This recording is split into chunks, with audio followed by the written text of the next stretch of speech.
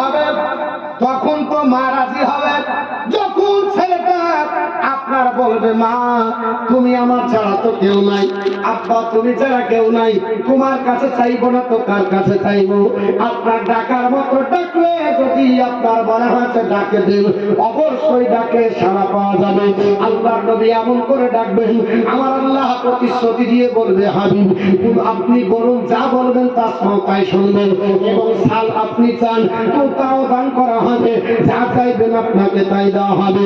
এবং আপনার ইসলাম আপনি সাফায়াত করেন আপনার উম্মত উম্মতানিকে, আপনার তো সাফায়াত আপনি যা সাফায়াত করবেন আপনার সাফায়াত কবুল করা হবে। আল্লাহর নবী বলেন আমি ওই সময় আপনার মাথাটা উঠাবো, আকুল আমি বলবো ইয়া রাব্বি উম্মতি উম্মতি। আল্লাহ যখন প্রতিশ্রুতি দিয়েছে আল্লাহ পাক তোমার কাছে আমার একটাই দাবি হলো আমার গুনাহগার উম্মত কি হবে, আমার উম্মতের কি হবে, আমার উম্মতকে আমার হাওয়ালায় করে দাও। আল্লাহ আমি একাই জান্নাতে যাব না, আমার উম্মত উম্মতানিকে দিলে আমি জান্নাতে যেতে পারবো না। আল্লাহ তোমার আপনার কাছে আমার এটাই হলো দরখাস্ত।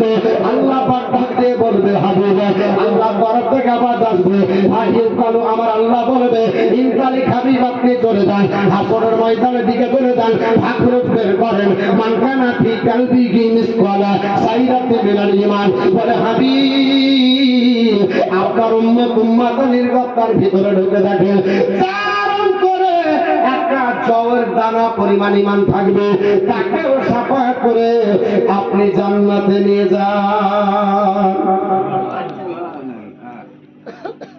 একটা জয়ের দানা পরিমাণ যদি ঈমান থাকে, নবী বলেন আমাকে আল্লাহ পাওয়ার দেবে যে জয়ের দানা পরিমাণ ঈমান থাকলে তাকে আপনি সাফায়াত করেন আর আপনি জান্নাতে নিয়ে যান। নবী বলছেন আমি তাই করবো, ফান্তালিক আমি চলবো, ফালু তাই করবো, করার পর আবার হাসরের ময়দানের দিকে তাকিয়ে আমার আবার গুনাহগার উম্মত দেখতে পাবো। আল্লাহর নবী বলেন সুম্মা উযু, আবার আমি চলে যাব মাকামে মাহমুদ, আবার সিজদায় পড়ে যাব। আল্লাহ ডাক দিয়ে বলে হাবিব আপনাকে দিলাম প্রতিশ্রুতি, আবার কেন কান্না করেন? নবী ডাক দিয়ে বলে আল্লাহ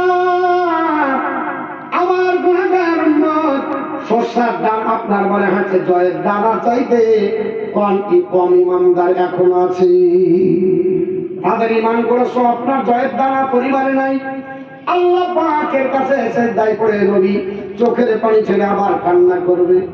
আমার আল্লাহ তাআলা আবার বলবে হাবিব আপনি বলেন যা বলবেন তাই শুনবো, যা চাইবেন তাই দিব, যাকে সাফায়াত করবেন তারই সাফায়াত আমি আল্লাহ কবুল করব। আল্লাহ পাকের নবী বলবেন না তাহলে আমার উম্মত আমার হাওয়ালায় করে দেন। আল্লাহ পাকের তরফ থেকে একই ভাষা আবার আসবে, হে হাবিব চলে যান, আপনার বলে হয়েছে ফাকরুজ, আপনি তাকে বের করেন মান কানা ফি কালবিহি মিসকালা যাররাতিন আও খারদালাতিন মিনাল ঈমান।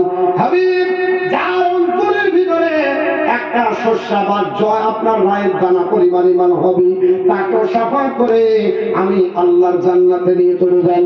আল্লাহর নবী বলেন আমি তাই করব, আমার উম্মতদেরকে বাঁচতে বাঁচতে যার একটা সরষার দানা পরিমাণ ঈমান হবে আমি তাকেও ধরবো আর আপনার সাফায়াত করে আমি রাসূলুল্লাহ জান্নাতি বানাবো।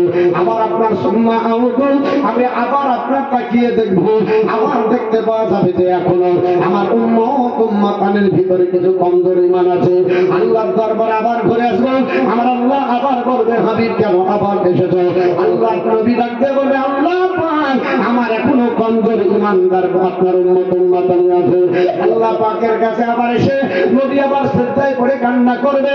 আল্লাহ পাক আবার ওই ভাগ্য একাই বলবে হাবিব গো আপনি মাথা উঠান কান্না আপনার আমি আল্লাহ পাক আজকে আমি সহ্য করতে পারি না, আপনি কান্না করবেন না। বলেন আপনি কিসে রাজি হবেন? আপনি যাতে রাজি হবেন তাতে রাজি হবে, আপনি যা চাইবেন তাই দেব, আপনি যা বলবেন তাই শুনবে। আল্লাহর নবী বলবেন আল্লাহ আমার আরো উম্মত আছে আমার হাওয়ালায় করে দাও। আল্লাহর নবীকে আল্লাহ বলে হাবিব যাদের অন্তরের ভিতরে একটা দানা আপনার শস্যার অর্ধেক ঈমান যদি হয়ে যায়, একটা শস্যার দানার অর্ধেক পরিমাণ ঈমান থাকলে তাকেও আপনি সাফাত করে জান্নাতে নিয়ে যান। শেষ পর্যন্ত নবী আপনার এই করে সাফাত করতে থাকবে। আল্লাহর দরবারে আবার নবীকে সিজদায় পড়ে কান্না করে দেয়। আমার আল্লাহ বলবে হাবিব আবার কেন কান্না করেন? আমার নবী বলবেন আল্লাহ আমার তো গুনাহগার উম্মত, কলমা পড়েছে ঈমান তো তাদের দেখা যায় না। আল্লাহর নবী ডাক দিয়ে বলবেন আল্লাহ কলমা তারা পড়েছি, লা ইলাহা ইল্লাল্লাহ মুহাম্মদ রাসূলুল্লাহ কলমাটা তো বলেছে। আল্লাহর তরফ থেকে ঘোষণা হবে হাবিব চলে যান, যা আপনার বলা হয়েছে হাসরের ময়দানে তাদেরকে বাঁচেন, ধরে ধরে সাফাত করেন তাদেরকে। মান ক্বালা লা ইলাহা ইল্লাল্লাহ খালিসান ফি কলবিহি, আল্লাহর বান্দা বান্দি যারা ইখলাসের সঙ্গে একবার কলমা পড়ে নিয়েছে, আমি রাসূলুল্লাহ আমি আল্লাহ আপনাকে বলছি তাকেও সাফাত করুন, আপনি আমার জান্নাতে নিয়ে যান। ধরে বলুন সুবহানাল্লাহ। কলমা পড়লো জান্নাতে যাওয়া যায় বাবা, এই জন্য কলমা পড়বেন। নবীর সাফাত ছাড়া আপনার জান্নাত হবে না। অনেক ব্যক্তি বলছে আপনার সাফাত কে করবে? আল্লাহর নবী বলছে সাফাত আমি করব প্রথমে, কিন্তু আমার পরে নবীগণ সাফাত করবে। আল্লাহর আপনার ওলিগণ করবে, আল্লাহর আপনার বান্দারা করবে। হযরত ওসমান গনি থেকে বর্ণিত, হযরত ওসমান গনি বর্ণনা করেন আন ওসমান ইবনে আফফান ক্বালা রাসূলুল্লাহ সাল্লাল্লাহু তাআলা আলাইহি ওয়াসাল্লাম আম্মা সাফাতু ইয়াউমাল কিয়ামাতি সালাসাতুল আনবিয়া সুম্মাল উলামা সুম্মাল শুহাদা। নবী ডাক দিয়ে বলে সাহাবারা আমার আপনার হাদিস তোমরা শুনে রেখে দাও, আমি রাসূলুল্লাহ বাদে আরো আপনার তিন শ্রেণীর আপনার পরে হাতে ব্যক্তিরা সাফাত করবে। তাদের মধ্যে প্রত্যেক নবী আপনার উম্মতকে সাফাত করবে এবং প্রত্যেকটা আলিম সাফাত করবে। জোরে বলুন সুম্মাল উলামা মানে আলিমেরা সাফাত করবে। এই আলিমদের মধ্যে বলা হয়েছে যারা ওই আলিম যাদেরকে বলা হয়েছে ইমাম হাক্কানি আলিম, সুম্মা শুহাদা তারপরে হচ্ছে শহীদ। আলিমদেরকে শহীদের ওপরে এক ধাপ মর্যাদা বেশি দেওয়া হয়েছে। কেন দেওয়া হয়েছে? শহীদগণ নিজের জীবন দিয়ে ইসলাম জিন্দা করেছে, কিন্তু অপরের জিন্দেগি বাঁচানোর দায়িত্ব নেননি, অপরকে পরিত্যাগ করার দায়িত্ব নেননি। কিন্তু যারা আলিম এরা কিতাব লিখে গেছে, হাক্কানি আলিম যারা বুখারী শরীফ লিখেছে, তিরমিজি লিখেছে, আবু দাউদ লিখেছে, বিভিন্ন মসলার কিতাব লিখেছে ইমাম, এটা পড়ে আপনার ঈমান হেফাজত থাকবে, আপনি সুরক্ষিত থাকবেন। এর জন্য একজন শহীদের চাইতে একজন হাক্কানি আলিমের মর্যাদা বেশি, কারণ ওদের লিখনিতে আপনার ঈমান বাঁচছে, আপনি বাঁচছেন, একটা সমাজ বাঁচছে, ইসলাম সমাজ আপনার মনে হচ্ছে ভুল থেকে পরিত্রাণ পাচ্ছে। এর জন্য একজন ইমামের আপনার অনেক মর্যাদা। শুধু তাই নাই, এ তো করবে। আল্লাহর নবী বলছে সাহাবারা পৃথিবীর জমিনে আমি তোমাদেরকে বলছি আমার উম্মতের ভিতরে এমন কিছু উম্মত থাকবে, ইন্না মিন উম্মতি আমার উম্মতের ভিতরে এমন কিছু উম্মত থাকবে আপনার মাইয়াসফাউলিল ফিয়াবিন একজন উম্মত হয়ে একটা বড় জামাতকে সাফাত করবে। জোরে সুবহানাল্লাহ। একজন উম্মত বড় সাফাতকে আপনার সাফায় বড় জামাতকে সাফাত করবে। ওয়ামিনহুম মাইয়াসফাউলিল কাবিরাতি আবার তাদের মধ্যে কিছু থাকবে যারা একটা আপনার গোত্রকে সাফাত করে জান্নাতে নিয়ে যাবে। ওয়ামিনহুম মাইয়াসফাউলিল উসবাতি আপনার বলা কাছে আরো কিছু থাকবে যারা একটা ছোট্ট গোত্রকে সাফাত করে জান্নাতে নিয়ে যাবে। সর্বশেষে যে একজন হবে ওয়ামিনহুম মাইয়াসফাউলিল রিজাল আল্লাহর একজন ব্যক্তি একজন কেউ সাফাত করে জান্নাতে নিয়ে যাবে। হাত্তা ইয়াদখুল জান্নাত যতক্ষণ না জান্নাতে ভরবে ততক্ষণ এই সাফাতের প্রক্রিয়া চলতে থাকবে। এমনকি কোরআনও সাফাত করবে, রোজাও সাফাত করবে। হাদিসে এসেছে কোরআন সাফাত করবে, বলে কোরআন সাফাত করবে। কোরআন তো আপনার বলে আছে, কোরআন কি জানা আছে? কোরআনের জানা আছে? হ্যাঁ জানা আছে, জানা আছে। কোরআনের জান না থাকলে কোরআন যে পড়ে তার তো জান তো হচ্ছে, তৈরি হচ্ছে।